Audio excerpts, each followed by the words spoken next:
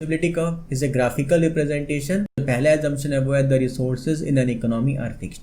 दूसरा assumption MOC से ये मालूम पड़ रहा है कि जो MOC है वो continuously increase हो रहा है. Different combinations A, B, C, D, E and F are plotted on the graph paper and are joined to get the production possibility. Hi friends, welcome to our channel. इस video में जो topic हम discuss करने वाले हैं वो है the concept of PPC production possibility curve. आप जानते हैं कि इस टॉपिक से आपके एग्ज़ाम में बहुत सारे क्वेश्चंस आपसे पूछे जा सकते हैं. जो सबसे ज़्यादा आस्क्ड क्वेश्चन है, जो मोस्ट फ्रीक्वेंटली आस्क्ड क्वेश्चन है, वो है define and explain the concept of PPC. आपसे एग्ज़ाम में ये भी पूछा जा सकता है why is PPC concave shaped. आपसे एग्ज़ाम में ये भी पूछा जा सकता है why is PPC downward sloping. और भी बहुत सारे मल्टीपल चॉइस क्वेश्चंस हैं जो PPC के टॉपिक से आपके एग्ज़ाम में पूछे जा सकते हैं. इस वीडियो में हम एक एक करके इन सारे क्वेश्चंस का आंसर देखेंगे. और एक चीज़ और है कि इस वीडियो के एंड में मैं आपको आंसर भी बता दूंगा कि आपको ऐसे ऐसे आंसर लिखना है, और मैं आपको लिख के भी दिखा दूंगा. आप स्क्रीनशॉट ले लीजिएगा.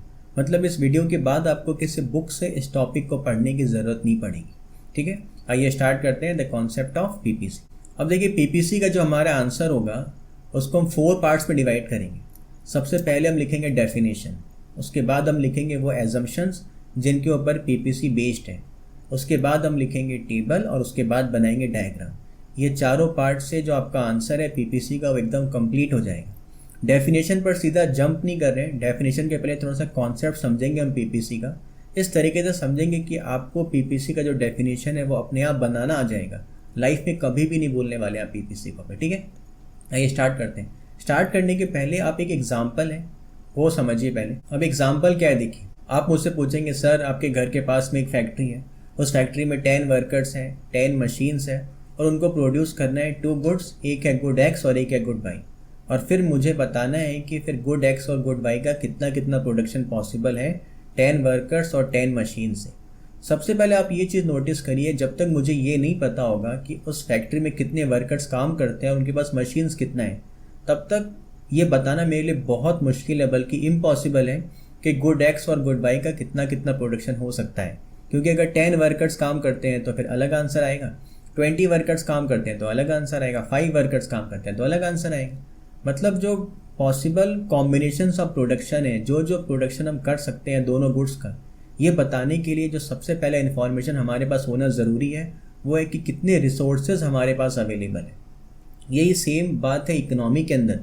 अगर हमें ये बताना है कि इकोनॉमी के अंदर कितना प्रोडक्शन पॉसिबल है, तो कुछ गिवन अमाउंट ऑफ रिसोर्सेज होने ज़रूरी हैं. उन रिसोर्सेज के बेसिस पर ही हम बता सकते हैं कि इतने रिसोर्सेज से हम इतना प्रोडक्शन कर सकते हैं. तो आपको ये चीज़ ध्यान रखना है कि प्रोडक्शन पॉसिबिलिटी कितना है वो बताने के लिए गिवन रिसोर्सेज हमें मालूम होना ज़रूरी है. सेकेंडली, अब मैं जब आपको आंसर बताऊंगा कि इतने रिसोर्सेज से हम इतना इतना प्रोडक्शन कर सकते हैं, वो मैं ये सोच के बताऊंगा कि जो 10 वर्कर्स हैं अगर वो दिन भर काम करते हैं, मुझे मैक्सिमम प्रोडक्शन पॉसिबिलिटी बताना है, मैक्सिमम कितना प्रोडक्शन अचीव किया जा सकता है वो बताना है. तो उसके लिए मुझे ऐसे आपको बताना पड़ेगा कि जो 10 वर्कर्स हैं अगर वो दिन भर काम करते हैं और एकदम बेस्ट तरीके से काम करते हैं तो फिर इतना इतना प्रोडक्शन पॉसिबल है. मतलब ये हुआ कि जो भी रिसोर्सेज हमारे पास हैं अगर हम उनका फुल यूटिलाइजेशन करते हैं, जितना हो सकता है उतना यूज़ कर लेते हैं और मोस्ट एफिशिएंट मैनर में यूटिलाइजेशन करते हैं, तो फिर इकोनॉमी के अंदर इतना प्रोडक्शन हो सकता है. जैसे फैक्ट्री का बात होगा वैसे ही पूरे इकोनॉमी का भी बात होगा. फैक्ट्री का भी आंसर मैं आपको ऐसे ही बताऊंगा कि जितने रिसोर्सेज हमारे पास गिवन है, अगर वो दिन भर काम करते हैं और बेस्ट तरीके से काम करते हैं तो इतना प्रोडक्शन हो सकता है. इकोनॉमी के केस में भी यही है. अब आपको एक चीज़ और देखना है, वो जो 10 वर्कर्स हैं उनके पास काम करने के लिए 10 मशीन्स हैं. तो जब मैं आपको आंसर बताऊंगा कि ये 10 वर्कर्स इतना इतना प्रोडक्शन कर सकते हैं गुड एक्स का और गुड वाई का, उसके पीछे एक बेसिस और होगा मेरा कि वो जो मशीन्स हैं अभी वो जैसे काम करें वो वैसे ही काम करें. उनमें से कोई मशीन ख़राब नहीं हो जाए, या फिर वो कोई मशीन को रिप्लेस करके न्यू मशीन नहीं ले आए. न्यू मशीन्स ले आएंगे तो जो प्रोडक्शन का मेरा आंसर है वो ज़्यादा हो जाएगा. कोई मशीन ख़राब हो जाएगा तो वो सेकेंड हैंड अगर मशीन लेकर के आ जाते हैं तो जो आंसर है वो और अलग हो जाएगा. तो आप समझ रहे हैं कि ये आंसर बताने के लिए ये एक एजम्पशन और लेना पड़ेगा कि इस समय जो स्टेट ऑफ टेक्नोलॉजी है, वो जो अभी मशीन्स यूज़ कर रहे हैं, अगर उसी मशीन्स पर वो सारे वर्कर्स काम करते हैं, दिन भर काम करते हैं और बेस्ट तरीके से काम करते हैं, तो फिर गुड एक्स का और गुड वाई का इतना इतना प्रोडक्शन हो सकता है. ऐसा आंसर होगा मेरा. यही सेम आंसर होगा आपका भी पूरे इकोनॉमी के केस में. अगर इकोनॉमी के केस में भी आपसे पूछा जाए तो आप भी ऐसे ही बताने वाले हैं कि जो स्टेट ऑफ टेक्नोलॉजी इस समय अगर वो कांस्टेंट रहता है और जितने भी रिसोर्सेज हमारे पास गिवन है, अगर उन रिसोर्सेज का हम फुल यूटिलाइजेशन करते हैं और मोस्ट एफिशिएंट मैनर में यूटिलाइजेशन करते हैं तो हम इतना प्रोडक्शन अचीव कर सकते हैं। ऐसा कुछ आंसर होने वाला है आपका पीपीसी का, आप समझ रहे हैं थोड़ा थोड़ा। और आप एक चीज़ नोटिस करिए, फैक्ट्री के केस में तो आपने मुझे बता दिया कि सर आपको 2 गुड्स का एक प्रोडक्शन एज्यूम करके चलना है, गुड एक्स का और गुड वाई। इकोनॉमी के केस में तो बहुत सारे गुड्स का प्रोडक्शन हो सकता है, तो फिर वहाँ पर करना क्या है? वहाँ पर देखिए एक लिमिटेशन है हमारे पास। लिमिटेशन क्या चीज़? क्या ग्राफ का लिमिटेशन है। ग्राफ में आपके पास टोटल 2 एक्सेस ही होते हैं, एक्स एक्सेस और वाई एक्सेस। तो फिर आप ग्राफ में टोटल 2 कमोडिटीज़ के प्रोडक्शन को ही रिप्रेजेंट कर सकते हैं। एक को आप शो कर देंगे एक्स एक्सेस पर और एक गुड को आप शो कर देंगे वाई एक्सेस पर। जैसे ही तीसरा गुड आ जाएगा, चौथा गुड आ जाएगा, तो आप ग्राफ में प्लॉट कर नहीं सकते। तो ग्राफ की लिमिटेशन के कारण यहाँ पर भी जब आप पीपीसी ड्रॉ करेंगे, प्रोडक्शन पॉसिबिलिटी कर्व जब आप बनाएंगे, तो यहाँ पर आपको एक और एजम्पशन लेना पड़ेगा कि हम यहाँ पर टोटल 2 कमोडिटीज़ के प्रोडक्शन के बारे में ही बात करेंगे, 3 के बारे में, 4 के बारे में बात नहीं कर सकते। ठीक है, थोड़ा थोड़ा आपको समझ में आ रहा है? मतलब जो प्रोडक्शन पॉसिबिलिटी कर्व होगा या जो हमें आंसर देना है कि कितना प्रोडक्शन पॉसिबल है, वो आंसर हम देंगे 2 गुड्स के केस में कि 2 ही गुड प्रोड्यूस हो रहा है और कुछ रिसोर्सेज गिवन होगा। इतने रिसोर्सेज का अगर हम दिन भर यूज़ करते हैं और बेस्ट मैनर में यूज़ करते हैं और जो इस समय टेक्नोलॉजी है वही टेक्नोलॉजी आगे भी रहता है, तो हम इन दोनों गुड्स का इतना प्रोडक्शन कर सकते हैं। ऐसा कुछ आप आंसर बताएंगे। अब कितना अलग अलग कॉम्बिनेशन हो सकता है। हो सकता है कि जो रिसोर्सेज हमारे पास है उन सारे को हम किसी एक कमोडिटी के प्रोडक्शन में ही लगा दें। ऐसा भी हो सकता है कि इन सारे को हम दूसरे के प्रोडक्शन में लगा दें। ऐसा भी हो सकता है कि हम कुछ को किसी एक के प्रोडक्शन में लगाएं और बाकी को हम दूसरे के प्रोडक्शन में लगाएं। ऑब्वियसली ऐसा होगा। तो फिर आपको जो जो पॉसिबल कॉम्बिनेशंस है वो सारा बताना पड़ेगा। तो ये सारा जब हम बताएंगे तो हमें मिल जाएगा प्रोडक्शन पॉसिबिलिटी का। एक बार अब एग्जांपल देखिए, मैं यहाँ पर आपके सामने एक बार टेबल ला रहा हूँ। अभी हम टेबल को ज़्यादा डिस्कस नहीं करेंगे, टेबल समझना ज़रूरी है जिससे आप डेफिनेशन समझेंगे। टेबल देखिए, टेबल में आप मानिए कि जो हमारे पास रिसोर्सेज अवेलेबल है उनसे आप 2 गुड्स का प्रोडक्शन कर रहे हैं, एक है गुड एक्स और एक है गुड वाई।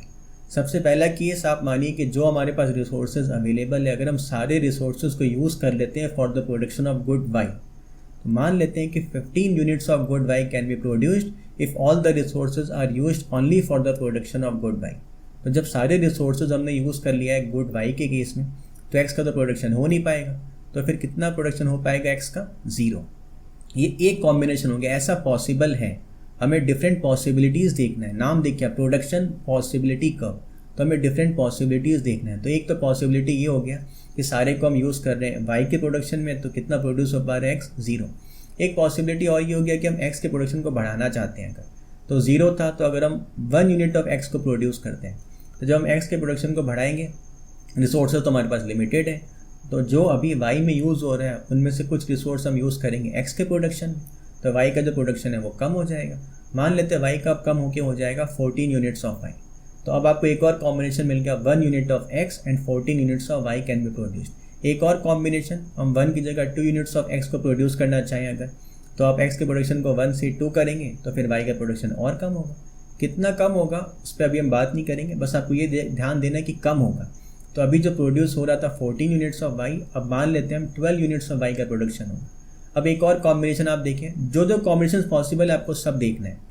एक और कॉम्बिनेशन क्या पॉसिबल हो सकता है कि 2 यूनिट्स की जगह अब हम 3 यूनिट्स ऑफ एक्स का प्रोडक्शन करेंगे, तो वाई का आपको और प्रोडक्शन कम करना पड़ेगा। अब मान लेते हैं कि 9 यूनिट्स ऑफ वाई को आप प्रोड्यूस कर सकते हैं। एक और कॉम्बिनेशन, 3 की जगह अगर हम 4 यूनिट्स ऑफ एक्स का प्रोडक्शन करते हैं, तो फिर वाई का कितना प्रोडक्शन हो सकता है? मान लेते हैं 5 यूनिट्स का। उसका प्रोडक्शन कम होते जा रहा है वाई का, और एक्स का बढ़ाते जा रहे हैं। अब लास्ट कॉम्बिनेशन, हम एक्स के प्रोडक्शन को 4 की जगह 5 यूनिट्स कर लें अगर, तो वाई का प्रोडक्शन और कम होगा। मान लेते हैं कि वाई का प्रोडक्शन हो जाएगा 0 यूनिट्स।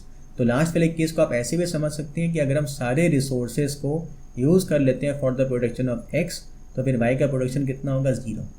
अब देखिए, आपको ये सारे कॉम्बिनेशंस ऑफ गुड्स मिल गए, combinations of good x and good y मिल गए, जो हम प्रोड्यूस कर सकते हैं with the given amount of resources. और ये कॉम्बिनेशंस हमने कैसे बताया है? कुछ एजम्पशंस पर बताया है। कौन कौन से एजम्पशंस? जो रिसोर्सेज हमारे पास है, अगर हम उनका फुल यूटिलाइजेशन करते हैं और मोस्ट एफिशिएंट मैनर में यूटिलाइजेशन करते हैं, और जो स्टेट ऑफ टेक्नोलॉजी इस समय है अगर वो कांस्टेंट रहता है, तो फिर गुड एक्स और गुड वाई के इतने यूनिट्स का हम प्रोडक्शन कर सकते हैं। ये डिफरेंट कॉम्बिनेशन हमने यहाँ पर शो कर दिए हैं। आप इन कॉम्बिनेशंस को नेम भी दे सकते हैं, ABCDEF ऐसे करके हम नेम दे देंगे। अब देखिए आते हैं हम हमारे पीपीसी के डेफिनेशन में। उसके पहले अब बस आपको एक चीज़ और समझना है कि जो आपको कॉम्बिनेशंस मिल गया है, इन सब कॉम्बिनेशंस को आप ग्राफ में प्लॉट करते हैं और उन सबको ज्वाइन कर देते हैं तो आपको एक कर्व मिलता है इस शेप का, और वो जो कर्व होता है उसे ही हम कहते हैं प्रोडक्शन पॉसिबिलिटी कर्व। तो प्रोडक्शन पॉसिबिलिटी कर्व क्या है, ये कर्व आप समझ चुके हैं। तो वो कर्व क्या है, ये ग्राफिकल रिप्रेजेंटेशन है, ग्राफ में बना, इसलिए आप इससे बोल रहे हैं ग्राफिकल रिप्रेजेंटेशन। ये ग्राफिकल रिप्रेजेंटेशन है किसका, different combinations of two goods that can be produced, उनका कॉम्बिनेशंस ऑफ गुड्स जिनको हम प्रोड्यूस कर सकते हैं, कॉम्बिनेशंस ऑफ टू गुड्स जिनको हम प्रोड्यूस कर सकते हैं, वो यहाँ पर रिप्रेजेंट किया गया है। और एजम्पशंस क्या क्या था कि रिसोर्सेज का फुल और ऑप्टिमम यूटिलाइजेशन करते हैं और जो स्टेट ऑफ टेक्नोलॉजी है वो कांस्टेंट रहता है। ये एजम्पशंस पर हम जो कॉम्बिनेशंस है उनको ग्राफ में प्लॉट करते हैं तो ये मिलता है प्रोडक्शन पॉसिबिलिटी कर्व। अब आप डेफिनेशन कैसे बताएंगे, production possibility curve is a graphical representation of different combinations of a pair of goods that can be produced with the given amount of resources on the assumption that the resources are fully and efficiently utilized and the state of technology remains constant। ये हो गया आपका definition. एक बार फिर से आप definition सुनिए। Production possibility curve is a graphical representation, इसका graphical representation of different combinations of a pair of goods, two goods है इसलिए pair of goods, that can be produced with the given amount of resources on the assumption that the resources are fully and efficiently utilized and the state of technology remains constant। ये हो गया आपका definition. अब definition के साथ आप एक line और लिख सकते हैं। देखिए पीपीसी को हम बहुत सारे अदर नेम से भी जानते हैं। पीपीसी को आप प्रोडक्शन पॉसिबिलिटी बाउंड्री भी बोलते हैं, प्रोडक्शन पॉसिबिलिटी फ्रंटियर भी बोलते हैं, transformation line, transformation curve, transformation boundary, transformation frontier भी बोलते हैं। तो आप चाहें तो ये भी यहाँ पर लिख करके दिखा सकते हैं। Production possibility curve is also known as production possibility boundary और प्रोडक्शन पॉसिबिलिटी फ्रंटियर और ट्रांसफॉर्मेशन बाउंड्री और ट्रांसफॉर्मेशन फ्रंटियर और ट्रांसफॉर्मेशन कर्व। एक नाम दो नाम अगर आप भूल भी जाते हैं तो कुछ नहीं फ़र्क पड़ता है, ट्रांसफॉर्मेशन वाला कोई एक नाम आप लिख दें और production possibility boundary, production possibility frontier ये दोनों लिख दें तो भी एकदम सफिशिएंट है। ये हो गया आपका डेफिनेशन। आपने अभी तक डेफिनेशन में नोट किया होगा कि हमने जो एजम्पशंस लिए थे कि कुछ रिसोर्सेज है हमारे पास जो कि गिवन है, उन रिसोर्सेज के बेसिस पर हम बताते हैं कि कितना प्रोडक्शन हो सकता है और हम टू गुड्स के प्रोडक्शन के बारे में ही बात करते हैं। रिसोर्सेज का फुल और इफेक्टिव मैनर में यूटिलाइजेशन करते हैं और जो स्टेट ऑफ टेक्नोलॉजी होता है वो कांस्टेंट होता है। ये चारों एजम्पशंस थे। अब ध्यान दीजिए डेफिनेशन में आपको ये चारों पॉइंट देखने को मिल जाएगा। मतलब आपको ये समझ में आ गया है कि डेफिनेशन लिखने के बाद आपको अलग से एजम्पशंस दिखाने का ज़रूरत नहीं होता। आप चाहें तो एजम्पशंस दिखा भी सकते हैं, आप चाहें तो एजम्पशंस नहीं भी दिखाएं तो भी कुछ फ़र्क नहीं पड़ता। अगर आप एजम्पशंस लिखते हैं देखिए तो चार एजम्पशंस तो आपको ऑलरेडी अब तक याद हो चुका है। सबसे पहले वाला एजम्पशन क्या था कि the resources in an economy are fixed. जो गिवन रिसोर्सेज है उन रिसोर्सेज के हिसाब से हम बता सकते हैं कितना प्रोडक्शन है। तो आपको ये मानना पड़ेगा कि रिसोर्सेज फिक्स्ड है, वो चेंज नहीं होते। तो जो पहला एजम्पशन है वो है the resources in an economy are fixed. दूसरा assumption the resources in an economy can be use for the production of two goods only, वो दो गुड्स के प्रोडक्शन में ही हम यूज़ कर सकते हैं। तीसरा assumption the resources are fully and most efficiently utilized. चौथा assumption the state of technology remains constant. अब एक एजम्पशन और है जो आपको यहाँ पर लिख देना चाहिए। वह एजम्पशन ये है कि जो हमारे पास रिसोर्सेज हैं वो सब इक्वली एफिशिएंट नहीं है दोनों गुड्स के प्रोडक्शन के लिए। मतलब कुछ रिसोर्सेज ऐसे हैं जो किसी एक के प्रोडक्शन के लिए ज़्यादा स्पेशलाइज्ड हैं, ज़्यादा अच्छे से प्रोडक्शन कर सकते हैं, और बाकी रिसोर्सेज जो किसी दूसरे गुड के लिए ज़्यादा स्पेशलाइज्ड है। तो आपको ये चीज़ ध्यान देना है। आप खुद जानते हैं ऐसा होता भी है रियल लाइफ में। कोई एक काम हम जितने अच्छे से कर सकते हैं ज़रूरी नहीं कि हम दूसरे काम को भी उतने अच्छे से कर सकें। यही सेम केस रिसोर्सेज के साथ भी है। तो आपको एक और एजम्पशन लिख के दिखाना है, the resources are not equally efficient for the production of both the commodities. ये जो पांचवा एजम्पशन है ये मैंने आपको अभी बताया, पहले नहीं बताया, क्योंकि जो डेफिनेशन है उसमें इसका कोई काम है नहीं। इस एजम्पशन का काम अब आएगा जब हम इसका टेबल बनाने वाले, और उसके इसी से जो शेप ऑफ पीपीसी है वो डिसाइड भी होता है, वो अभी समझेंगे हम कैसे। तो पांचवा एजम्पशन आपको एकदम अच्छे समझ में आ गया होगा। जो रिसोर्सेज है वो दोनों गुड्स के लिए इक्वली एफिशिएंट नहीं है, किसी एक के लिए मोर स्पेशलाइज्ड है और किसी दूसरे के लिए लेस स्पेशलाइज्ड है। तो पांचवा एजम्पशन ये हुआ, the resources are not equally efficient for the production of both the commodities. ये आपका एजम्पशंस कंप्लीट हो गए। अब हम आते हैं हमारे टेबल पर, जो कि आप जानते हैं कि सबसे इंपॉर्टेंट पार्ट होगा हमारे आंसर। इस टेबल से ही आप पीपीसी का जो एक्चुअल कॉन्सेप्ट है वो समझेंगे। देखिए टेबल को मतलब हम स्केड्यूल बोलते हैं, बहुत लोग आप लोग शेड्यूल बोलते हैं, बहुत लोग स्केड्यूल बोलते हैं। ना तो शेड्यूल होता है ना तो स्केड्यूल होता है। इसका जो करेक्ट प्रोनाउंसिएशन है वो स्केड्यूल, ठीक है, लास्ट में ज बोलना पड़ता है, स्केड्यूल। तो पीपीसी को समझने के लिए हमें एक स्केड्यूल भी लेकर के आना पड़ेगा, उस स्केड्यूल से ही आप समझेंगे कि पीपीसी का एक्चुअल कॉन्सेप्ट है क्या, ठीक है। तो अब टेबल बनाते हैं। टेबल में आपको देखिए 4 कॉलम्स बनाने हैं। सबसे पहले जो different combinations of 2 goods possible है, तो आप सबसे पहले लिखेंगे कॉम्बिनेशंस का कॉलम। फिर आप जो 2 गुड्स का प्रोडक्शन करें उन दोनों का नाम लिखेंगे। कुछ भी नाम लिख सकते हैं आप, इसीलिए मैं यहाँ पर एक नाम लेकर के आ रहा हूँ गुड एक्स और एक लिख रहा हूँ गुड वाई। पहला आपको कॉलम मिल गया कॉम्बिनेशंस का, फिर आपको एक कॉलम मिल गया गुड एक्स का, फिर आपको एक कॉलम मिल गया गुड वाई का। एक 4th कॉलम आपको और बनाना है जो है मार्जिनल अपॉर्चुनिटी कॉस्ट। ये क्या होता है अभी हम समझेंगे। तो आपको 4 कॉलम्स मिल गए, combinations, good X, good Y और मार्जिनल अपॉर्चुनिटी कॉस्ट। अभी कॉम्बिनेशन आपको अपने मन से बनाना है। तो हम मान लेते हैं जो हमने पहले भी देखा था वही आपको यहाँ पर लिखना है। तो आप मान लीजिए कि अगर हम सारे रिसोर्सेज को यूज़ करते हैं for the production of good Y, तो 50 यूनिट्स ऑफ गुड वाई का हम प्रोडक्शन कर पाते हैं। कितना प्रोड्यूस कर पाएंगे फिर एक्स, 0 यूनिट्स। कॉम्बिनेशन मिल गया आपको कॉम्बिनेशन ए। तो कॉम्बिनेशन ए क्या हो गया, when all the resources are used for the production of good Y then 15 units of good Y and 0 units of good X can be produced. MOC को अभी हम एक बार छोड़ देते हैं, अभी हम नेक्स्ट लाइन में एमओसी समझेंगे। अब दूसरा कॉम्बिनेशन बताना है आपको। तो दूसरा कॉम्बिनेशन क्या है कि 0 और 15 तो हो गया। अब अगर हम 1 यूनिट ऑफ एक्स प्रोड्यूस करना चाहते हैं तो एक्स को आप बढ़ाएंगे 1 यूनिट से। तो जो रिसोर्सेज थे वो तो लिमिटेड है, तो वो रिसोर्सेज जो अभी वाई के प्रोडक्शन में यूज़ हो रहे थे उनको हम यूज़ करेंगे एक्स के प्रोडक्शन में। तो एक्स का प्रोडक्शन को बढ़ाना है तो फिर वाई का प्रोडक्शन तो आपको कम करना ही पड़ेगा। कितने से कम होगा अभी आपको उस पर ध्यान नहीं देना है, बस आपको ये पता है कि कम होगा। मान लेते हैं कि 1 से कम होगा। तो अगर हम x के प्रोडक्शन को 1 से बढ़ाते हैं तो y के प्रोडक्शन को कम करना है, एक बार हम 1 से कम कर लेते हैं। तो आपको दूसरा कॉम्बिनेशन मिल गया 1 unit of x and 14 units of y can be produced. और जो कॉलम नंबर 4 है एमओसी, एक बार हम वो अब समझ लेते हैं। एमओसी का मतलब होता है marginal opportunity cost. Marginal opportunity cost के लिए पहले आप अपॉर्चुनिटी कॉस्ट का मतलब समझें। अपॉर्चुनिटी कॉस्ट से आपको समझ में आ रहा होगा नाम से कि अपॉर्चुनिटी जो हमने लूज़ कर दिया है, अपॉर्चुनिटी लॉस्ट का कॉस्ट, आप ऐसे समझ सकते हैं। हमारे पास 2 ऑप्शन अवेलेबल है, तो अगर हम किसी एक ऑप्शन को सेलेक्ट करते हैं तो किसी दूसरे ऑप्शन को छोड़ देते हैं। जिसमें ज़्यादा रिटर्न मिलता है, हमें ज़्यादा फ़ायदा मिलता है, हम उसी की तरफ जाते हैं। ज़्यादा रिटर्न, ज़्यादा फ़ायदा नहीं भी मिलता है तो सिंपली आपको ये समझना है किसी एक ऑप्शन को सेलेक्ट करने के लिए हमें किसी दूसरे ऑप्शन को छोड़ना पड़ता है। तो हम जिस ऑप्शन का सेक्रीफाइस कर रहे हैं, छोड़ रहे हैं, उसको ही हम बोलते हैं अपॉर्चुनिटी कॉस्ट। अभी हम यहाँ पर गुड एक्स और गुड वाई के बारे में बात कर रहे हैं। मतलब ये है कि गुड एक्स के प्रोडक्शन के लिए गुड वाई के कुछ यूनिट्स का आपको सेक्रीफाइस करना पड़ेगा, उससे ही हम कहेंगे अपॉर्चुनिटी कॉस्ट, ठीक है। Sacrifice of production of a commodity for the production of other commodity, उसको हम बोलते हैं opportunity cost. Marginal opportunity cost क्या हो गया, देखिए जहाँ भी मार्जिनल वर्ड आ जाएगा, इकोनॉमिक्स में मार्जिनल वर्ड अभी बहुत आने वाला है आपके, जहाँ भी मार्जिनल वर्ड आ जाए, चाहे वो मार्जिनल अपॉर्चुनिटी कॉस्ट हो, चाहे वो मार्जिनल कॉस्ट हो, आगे आपको मार्जिनल रेवेन्यू मिलेगा, आगे आपको मार्जिनल प्रोडक्ट भी मिलने वाला है। मार्जिनल वर्ड जहाँ भी आ जाए वो हमेशा फिर बात करता है 1 एडिशनल के बारे में। तो अपॉर्चुनिटी कॉस्ट क्या था, किसी एक गुड के प्रोडक्शन के लिए अब दूसरे के कितने यूनिट्स का सेक्रीफाइस कर रहे थे, वो था opportunity cost. Marginal opportunity cost क्या है, किसी एक गुड के 1 यूनिट के प्रोडक्शन के लिए आप दूसरे के कितने यूनिट्स का सेक्रीफाइस कर रहे हैं, वो होता है marginal opportunity cost. Sacrifice of units of a particular commodity for the production of 1 unit of the other commodity is called the marginal opportunity cost. एकदम समझ में आ गया आपको कि जब इसको 1 से बढ़ाना है तो फिर ये कितने से कम होगा। अगर ये 1 से बढ़ता है और ये 1 से कम होता है तो फिर मार्जिनल अपॉर्चुनिटी कॉस्ट कितना होगा, 1।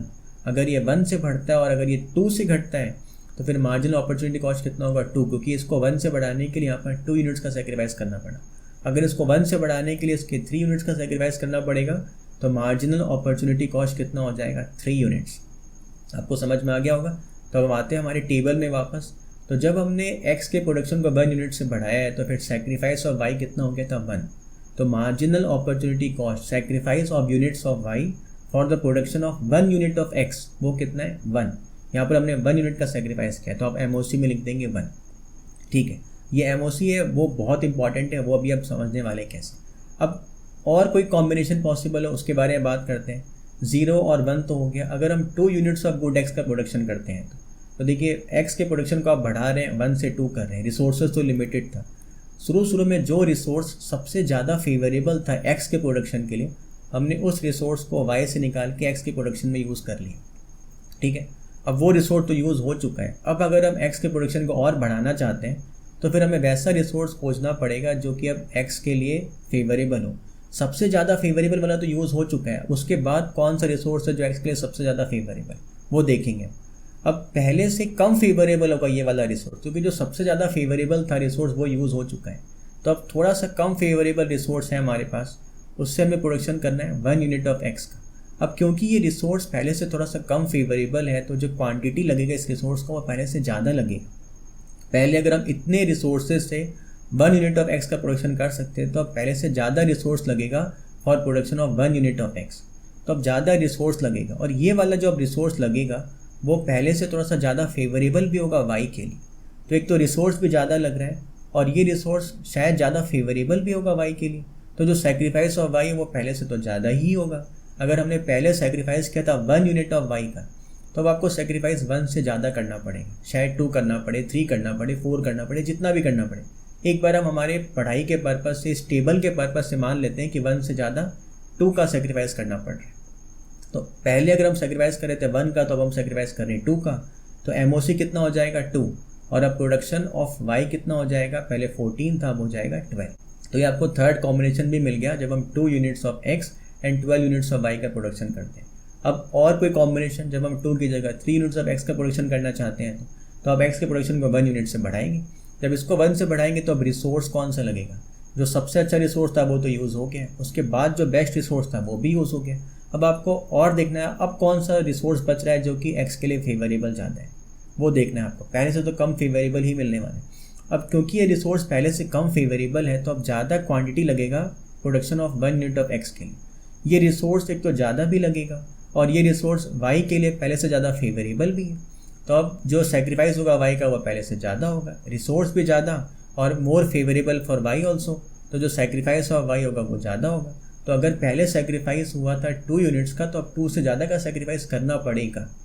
मान लेते हैं कि अब सेक्रीफाइस होगा 3 यूनिट्स का, तो एमओसी कितना हो जाएगा 3, और प्रोडक्शन ऑफ वाई कितना हो जाएगा अब 9। तो आपको एक और कॉम्बिनेशन कौन सा मिल गया, 3 units of X and 9 units of Y can be produced. आपको समझ में आ रहा होगा। अब और कौन सा कॉम्बिनेशन पॉसिबल है, अब 3 की जगह अगर हम चाहते हैं कि हमें 4 यूनिट्स ऑफ एक्स का प्रोडक्शन करना है तो इसको 1 से बढ़ाना है, तो फिर सेक्रीफाइस करना पड़ेगा आपको वाई का। वापस वही कॉन्सेप्ट है कि अब वो रिसोर्स लेंगे जो पहले से और कम फेवरेबल है एक्स के लिए, तो ज़्यादा रिसोर्स लगेगा, more quantity of the resource will be required. ज़्यादा रिसोर्स लगेगा तो ये रिसोर्स पहले से ज़्यादा फेवरेबल भी है वाई के लिए, ज़्यादा रिसोर्स भी है, ज़्यादा फेवरेबल भी है, तो जो सेक्रीफाइस होगा पहले से और ज़्यादा होगा। पहले अगर हमने सेक्रीफाइस किया था 3 यूनिट्स का, तो अब सेक्रीफाइस करना पड़ेगा 3 से ज़्यादा का। मान लेते हैं अब सेक्रीफाइस करना पड़ेगा 4 यूनिट्स का, तो एमओसी कितना हो जाएगा 4, और प्रोडक्शन ऑफ वाई कितना हो जाएगा 5 यूनिट्स। तो आपको एक और कॉम्बिनेशन कौन सा मिल गया, 4 units of X and 5 units of Y can be produced. अब एक और कॉम्बिनेशन ट्राई करते हैं। अब 4 की जगह हमें अब 5 यूनिट्स ऑफ एक्स का प्रोडक्शन अगर करना हो तो आप एक्स के प्रोडक्शन को बढ़ाना चाहते हैं, रिसोर्स आपको वाई से लेना पड़ेगा। अब वो रिसोर्स लेना पड़ रहा है कि जो वाई के लिए बहुत ज़्यादा फेवरेबल है, क्योंकि वही सब बच गया है जो वाई के लिए बहुत ज़्यादा फेवरेबल है और जो एक्स के लिए बहुत कम फेवरेबल है। तो एक तो पहले से ज़्यादा रिसोर्स भी लगेगा, वाई के लिए ज़्यादा फेवरेबल भी है पहले से, तो सेक्रीफाइस भी पहले से और ज़्यादा होगा। तो अगर पहले सेक्रीफाइस हुआ था 4 का, तो अब 4 से ज़्यादा सेक्रीफाइस करना पड़ेगा। अब मान लेते हैं सेक्रीफाइस करना पड़ेगा पूरे का, तो अब वाई का कितना प्रोडक्शन हो पाएगा 0 यूनिट्स का, एमओसी कितना हो गया 5। ये मिल गया आपको different combinations A B C D E and F। आपको एकदम समझ में आ गया होगा कि टेबल बन कैसे रहा है। जो मार्जिनल अपॉर्चुनिटी कॉस्ट है वो बढ़ते जा रहे हैं। वो क्यों बढ़ते जा रहे हैं, जैसे जैसे हम किसी एक कमोडिटी के प्रोडक्शन को बढ़ाते जाएंगे वैसे वैसे वो रिसोर्सेज आपको उस कमोडिटी के प्रोडक्शन में लगाना पड़ेगा जो इसके लिए लेस फेवरेबल और पुराने वाले के लिए ज़्यादा फेवरेबल था। तो ज़्यादा क्वांटिटी लगेगा रिसोर्स का, तो जो सेक्रीफाइस होगा वो ज़्यादा होगा। और सेक्रीफाइस कैसे रिप्रेजेंट कर रहे हैं इस टेबल में हम, sacrifice is represented by the marginal opportunity cost, जो कि हम देख रहे हैं कि कंटिन्यूसली इंक्रीज होते जा रहे हैं। आपको ये टेबल एकदम अच्छे से समझ में आ गया। आपको ये चीज़ ध्यान रखना है कि 1 के बाद हमेशा 2, 2 के बाद हमेशा 3, 3 के बाद हमेशा 4, फिर हमेशा 5। ये भी बस एक एजम्पशन है, पढ़ाई के पर्पज से एक टेबल बनाया हमने, हाइपोथेटिकल टेबल। आपको बस ये समझना है कि रियल लाइफ में क्या होगा कि अगर पहले सेक्रीफाइस हुआ था 1 का, तो 1 से ज़्यादा का सेक्रीफाइस होगा। अब 1 के बाद सेक्रीफाइस आप 3 यूनिट्स भी कर सकते हैं, 4 यूनिट्स भी कर सकते हैं। वो हमारे फिगर्स के अकॉर्डिंग सेक्रीफाइस दिखाना पड़ता है, जिससे लास्ट में 0 आ जाता है। ज़रूरी नहीं कि 1 के बाद हमेशा 2 का सेक्रीफाइस हो, ये याद रह जाएगा आपको, बहुत ईजी है। आप खाली पहला वाला कॉम्बिनेशन याद रखिए 0,15, फिर आपको याद रखने के पर्पज़ से बनाया हुआ टेबल 1 2 3 4 5, ऐसा आपको सेक्रीफाइस दिखाना है। समझना आपको ये है कि सेक्रीफाइस पहले 1 का हुआ था और 1 से ज़्यादा का सेक्रीफाइस होगा, 2 का हुआ है तो 2 से ज़्यादा का होगा, चाहे 3 का हो चाहे 4 का हो, उससे कोई मतलब नहीं। एकदम आपको समझ में आ गया टेबल। अब देखिए टेबल के एक्सप्लेनेशन में आपको लिखना क्या है। टेबल के एक्सप्लेनेशन में आपको 3 पॉइंट्स लिखना है। सबसे पहले क्या लिखना है आपको, देखिए आपने इस टेबल के पहले कहीं पर भी ये नहीं बताया है कि हम गुड एक्स और गुड वाई का प्रोडक्शन कर रहे हैं। अभी तक हमने सिर्फ ये मेंशन किया है कि सिर्फ 2 गुड्स का प्रोडक्शन कर सकते हैं। नेम हम पहली बार लिख रहे हैं यहाँ पर, गुड एक्स और गुड वाई। तो आपको सबसे पहले टेबल में ये लिख के दिखाना है कि in the above table we have assumed that all the resources in the economy are used for the production of 2 goods only, good x and good Y. सबसे पहला ये हो गया। अब देखिए टेबल में आपको दिख क्या रहा है, टेबल में आपको वो सब डिफरेंट कॉम्बिनेशन दिख रहा है गुड एक्स का और गुड वाई का, जो हम प्रोड्यूस कर सकते हैं with the given amount of resources. ये आपको लिख के दिखाना है।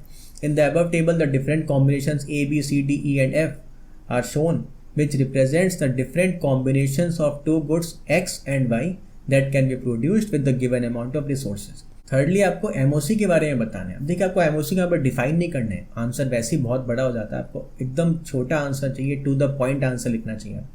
तो आप MOC डिफाइन नहीं करेंगे, लेकिन MOC से क्या मालूम पड़ रहा है वो बताना ज़रूरी है। MOC से ये मालूम पड़ रहा है कि जो MOC है वो कंटिन्यूसली इंक्रीज हो रहा है, मतलब जो सेक्रीफाइस ऑफ Y है for the production of 1 unit of good X वो कंटिन्यूसली इंक्रीज हो रहा है। क्यों इंक्रीज हो रहा है आप चाहे तो बोला है लिख के दिखा दें। इंक्रीज होने के पीछे रीज़न क्या है कि जो रिसोर्सेज हमारे पास हैं वो दोनों कमोडिटीज़ के लिए, गुड एक्स के लिए और गुड वाई के लिए इक्वली एफिशिएंट नहीं है। तो जैसे जैसे हम प्रोडक्शन ऑफ गुड एक्स को इंक्रीज़ करते जाएंगे वैसे वैसे वो रिसोर्सेज भी प्रोडक्शन ऑफ गुड एक्स में यूज़ करना पड़ेगा जो एक्स के लिए लेस फेवरेबल है और गुड वाई के लिए मोर फेवरेबल था। तो ज़्यादा क्वांटिटी लगेगा रिसोर्सेज का तो सेक्रीफाइस ज़्यादा होगा। यही आपको लिख के दिखाना है।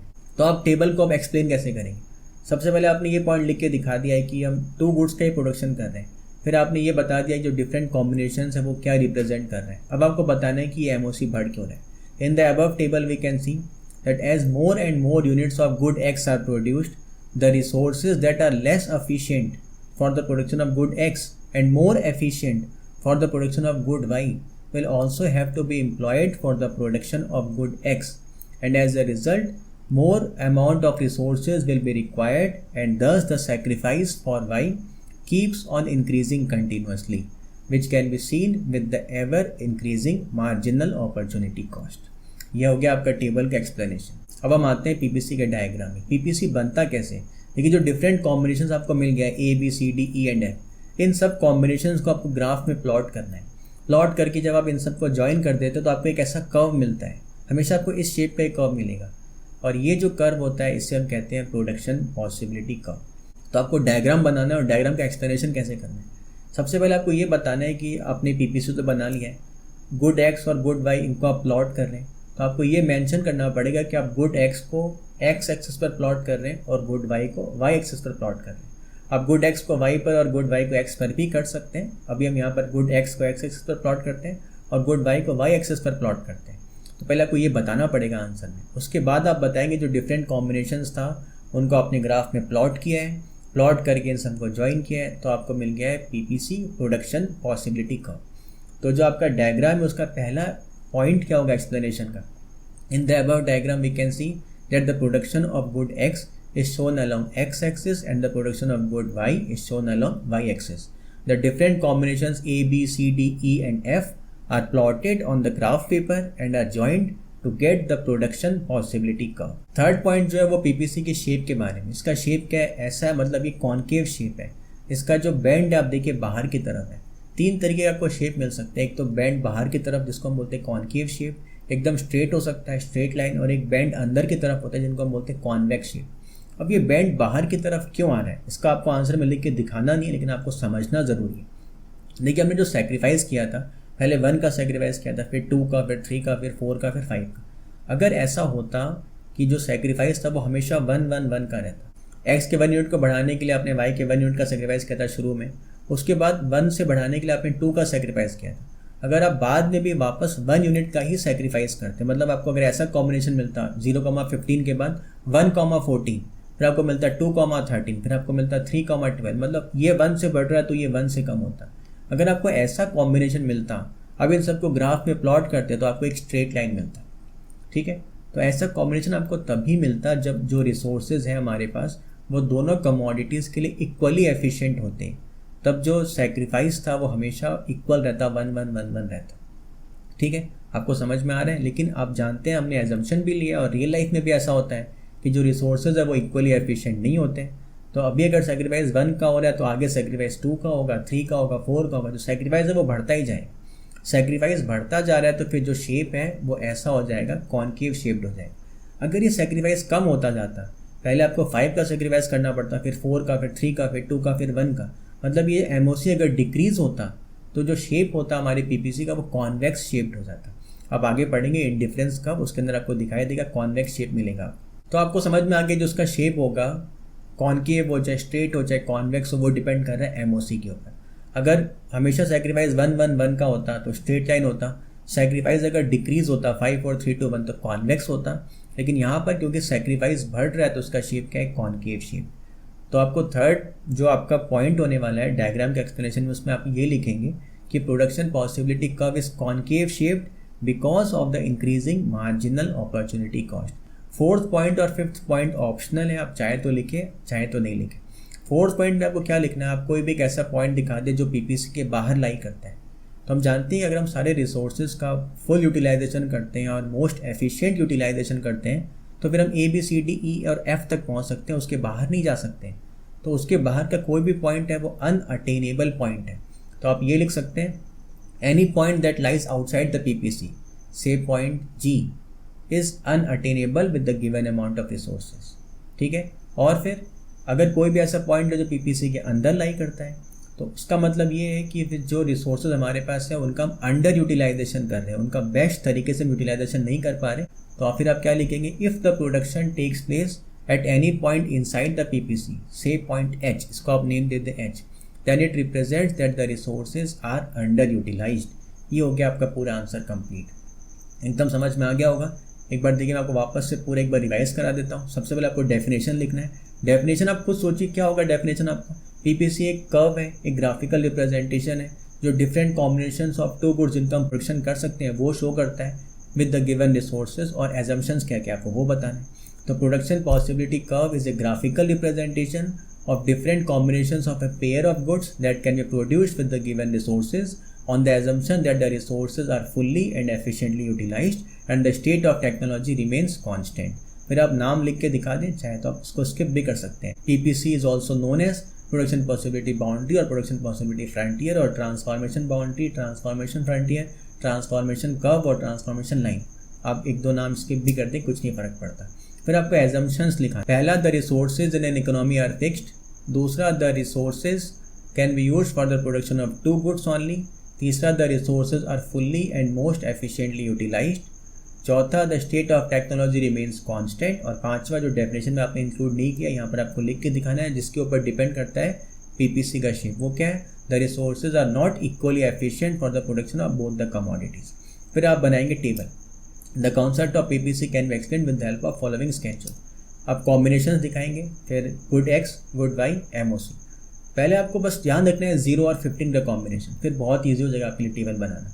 0, 15, फिर आप 1 से बढ़ाएं, 1 से घटाएं, 1 से बढ़ाएं, 2 से घटाएं, 1 से बढ़ाएं, 3 से घटाएं, 1 से बढ़ाएं, 4 से घटाएं, 1 से बढ़ाएं, 5 से घटाएं। मतलब MOC क्या होगा, 1 2 3 4 5।